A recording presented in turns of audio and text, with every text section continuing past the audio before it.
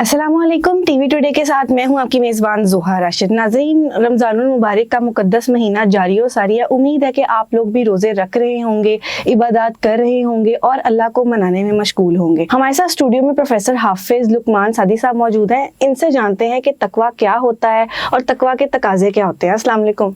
वालेकुम अस्सलाम व रहमतुल्लाह। सर, सबसे पहले बताइएगा कि तकवा और परहेजगारी क्या है और तकवा के तकाज़े क्या हैं। बिस्मिल्लाहिर्रहमानिर्रहीम। बहुत खूबसूरत सवाल आपने किया।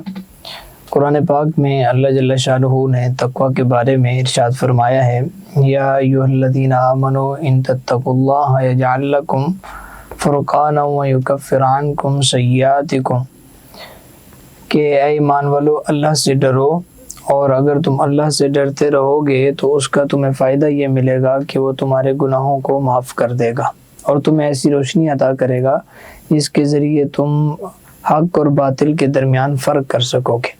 ये खुलासतन मैंने अर्ज़ कर दिया। तकवा बेसिकली कहते हैं किसी भी चीज़ से बचना, और परहेज़गारी भी इसी मफ़हूम में आती है। यानी मिसाल मैं यूँ दिया करता हूँ कि आपने अगर रोज़ा रखा हुआ और आपके पास फ्रिज में खाने के लिए हर तरह के मशरूबात पीने के लिए मौजूद हैं, खाने की हर चीज़ वहाँ पर वाफर मिक़दार में पड़ी हुई है, तो आप रोज़े की कैफियत में होते हुए उस चीज़ को नहीं उठाते इसलिए कि मेरा रोज़ा है, हालांकि कमरे में कोई देखने वाला मौजूद नहीं है, लेकिन आपके दिल में एक खटका रहता है कि कोई एक ज़ात मुझे ऊपर बैठ के देख रही है।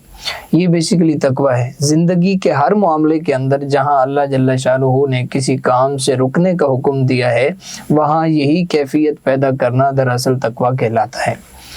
अच्छा, तकवे का फ़ायदा क्या होता है जी? नबी अलैहिस्सलाम ने इरशाद फरमाया, हज़रत अबू उमामा इस हदीस के रावी हैं, कहते हैं नबी अलैहिस्सलाम ने इरशाद फरमाया, इत्तक़ू फ़िरासतल मुमिन फ़इन्नहु यंज़ुरु बिनूरिल्लाह, कि ये जो तकवा होता है ये मोमिन की फ़िरासत होती है। नबी अलैहिस्सलाम ने फरमाया मोमिन की फ़िरासत से डरो। क्यों डरो? क्योंकि वो अल्लाह के नूर से देख लेता है। तो ये जो मोमिन के अंदर फ़िरासत पैदा होती है, दानाई पैदा होती है, वो दिलों के अंदर छुपे हुए राज को देख लेता है, ये दरअसल तकवे की वजह से होता है। अब इस पे एक बड़ा खूबसूरत वाक़या मौजूद है।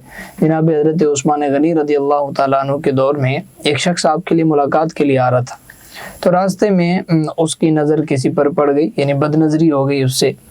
जब वो आपकी महफिल में आया तो हज़रत उस्मान गनी रज़ी अल्लाह तआला अन्हु फरमाने लगे कि कुछ लोग हमारी महफिल में आते हैं और उनकी आंखों में ज़िना का असर होता है। तो वो शख्स फ़ौरन बोल पड़ा कि क्या वही अब भी नाजिल होती है, यानी कुरान अब भी नाजिल हो रहा है? उसको पता चल गया ना कि मेरे बारे में बात हो रही है। तो हज़रत उस्मान गनी रज़ी अल्लाह तआला अन्हु ने इरशाद फरमाया कि नहीं, ये मोमिन की फ़िरासत है। यानी तकवे के आला मेयार पर जब इंसान कायम हो जाता है तो वो लोगों के दिलों में छुपे हुए राज को भी जान लेता है कि क्या है, और ये अल्लाह की तरफ से ये वो हक़ और बातिल में फ़र्क है जो उसको पता चल जाता है। इसके अंदर दूसरी बात ये जिक्र की गई आयत में कि तकवा इख्तियार करने से इंसान के पिछले गुनाह अल्लाह माफ़ फरमा देता है और उसके ऐबों को हमेशा के लिए क्या कर देता है? छुपा देता है। तो तकवे का तकाज़ा ये है कि उसको ऐन उसूलों के ऊपर रखा जाए और जो डरने का हक़ है अल्लाह से, उस हक़ को अदा किया जाए, ताकि इंसान दुनिया व आखिरत में अपने रब करीम की बारगाह में सुरखरू होकर दुनिया के अंदर अच्छी ज़िंदगी गुजार सके और आखिरत में वो जन्नत का मुस्तहिक हो सके। बहुत शुक्रिया हाफिज़ साहब जी। तो नाज़रीन, अगर आपका भी इस हवाले से कोई सवाल है तो हमें कमेंट्स में ज़रूर बताइएगा। इसी के साथ अपनी मेज़बान ज़ुहा को दीजिए इजाज़त। अल्लाह हाफिज़।